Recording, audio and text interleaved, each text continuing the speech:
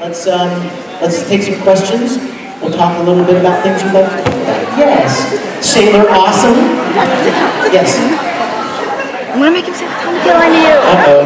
Yes. She's videotaping. This is going to be embarrassing. My legs are really. Steph can't be there. Stephanie Gill. Everybody say hi to Stephanie. Hi. Do you have a question, my darling? The coffee line. Okay, sorry. We gotta do it. Come here.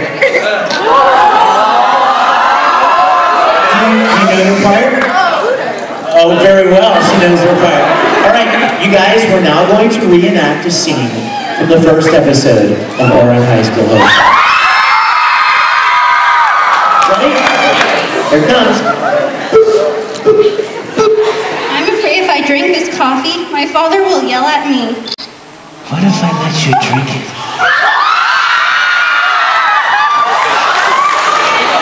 From my mouth.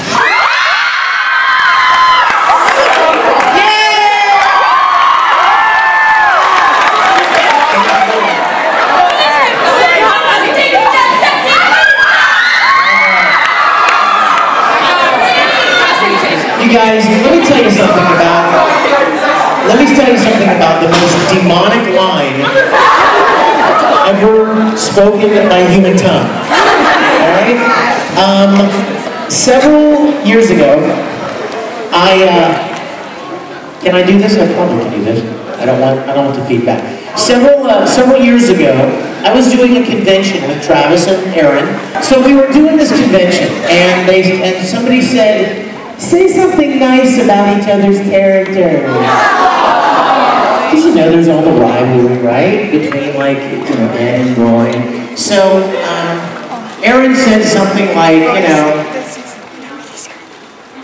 Ed is tall!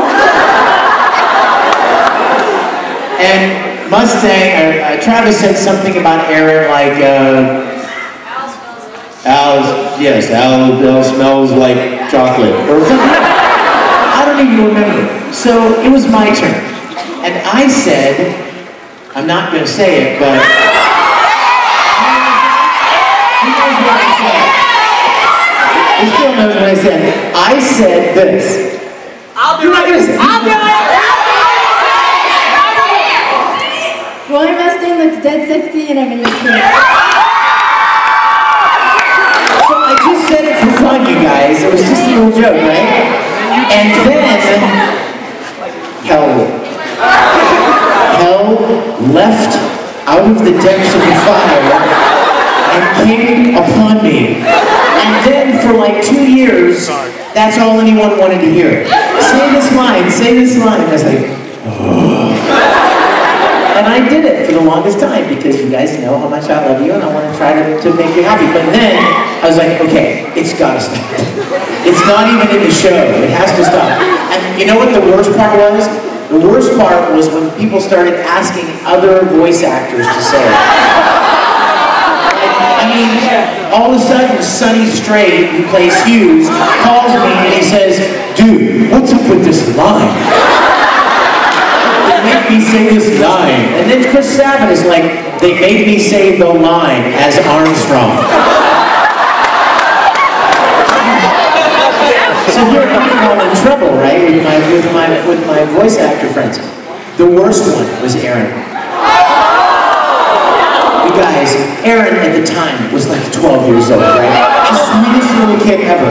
And he's going to conventions with his mom, right?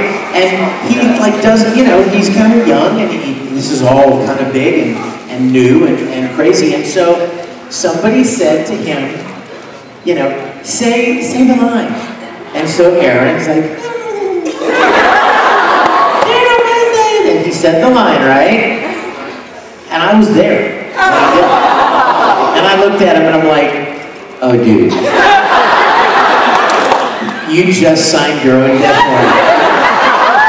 And he's like, yeah, right? 2 weeks later, Aaron calls me on the phone. They won't let me stop saying the line. I told you, dude. I told you. You got bit. You got the disease now. So I promised myself I would not say that anymore. So I'm not going to say it anymore. But now you understand why it must die. That's right, stick it to the man! Any question? All the way in the back. Yes, Megan. Yes. I know you're having signings, but I have this coat that you've signed 8 times, and I want to know if you'll do it again. Oh, baby, the 9th time is a charm. Oh, you know I have. Yes, I have cosplayed as my characters many times. In fact, how many of you have ever seen a little thing called Full Metal Fantasy? Okay, hold on. Let me see the show of hands of people who have never seen it. Oh my Lord, my mercy. Okay. Guys, you are in for thank you so much. Raise your hand. Raise your hand. Let me tell you a quick story. Right after we started recording Full Metal Alchemist, like 5-6 years ago, I really got excited about the show. It really just, I don't know, I just got more enthusiastic about it than any show that I had done yet. And so I came up with this idea, and I thought, what would be a plausible story whereby a grown man could actually start turning into an anime character? And so I made up this little story, and then I started thinking I should ask some of the other voice actors if they would like to be in it with me. And so we got together one weekend in Houston, Texas, and we made something called Full Metal Fantasy. Now, as soon as I finished it, I started showing it at conventions. The only place you could see it was at a convention. You couldn't see it online, I didn't sell it, it wasn't on DVD. The only place to see it was like this, with a bunch of other fans, on a big screen, with big sound, at a convention. Okay? And I showed it for about a year, and then Funimation called. I know, dun, dun, dun. And Funimation said, this Full Metal Fantasy thing's getting really popular. The Mignogna panel! I'm on the phone in the middle of Vic Mignogna's panel! Who are you talking to? I'm hanging up on you now. Who are you talking to? Who are you talking to? Why are you calling me? I am on the phone! Doesn't know where to panel. Come here, give me the phone.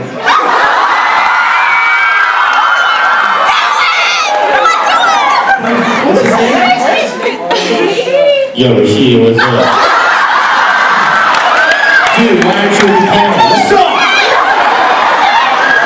You don't know where it is! What the hell, man? What the hell? Alright, you know what? I'm gonna tell you where it is, man. Alright? It's in room 224, E through H. It's right near the main entrance, like the main entrance where you come in where registration is. You come down the hallway and there's a sign that says anime events, and you come down and you come give me some love.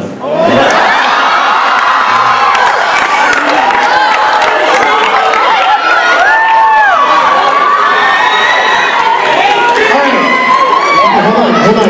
We have so little time. There's so much I want to tell you. So Funimation called me and they said, this is getting really popular, and we're kind of afraid that the Japanese who own Full Metal Alchemist are going to be upset that you made this live action thing. And I was like, why would they be upset? I mean, it promotes their show, right? I mean, I'm not taking any money for it. It's literally just the voice actors loving the show so much that they dress up as their characters. I mean, it's fun. And they said, well, we understand, but we don't want them to get upset that you did this. And so I said, okay. So they asked me not to show it. And I did not show this for about 3 or 4 years. And then, last year, something glorious happened. Somebody from Funimation called me, my dear friend Sophie, and she said, Vic, I have some good news for you. If you will let me know what events you intend to show it at, you can start showing Full Metal Fantasy again. I'm going to ask our master sound tech guru here to click on Full Metal Fantasy and crank up the audio and crank up the sound, and let's make it all big and theatrical up in here. One more up.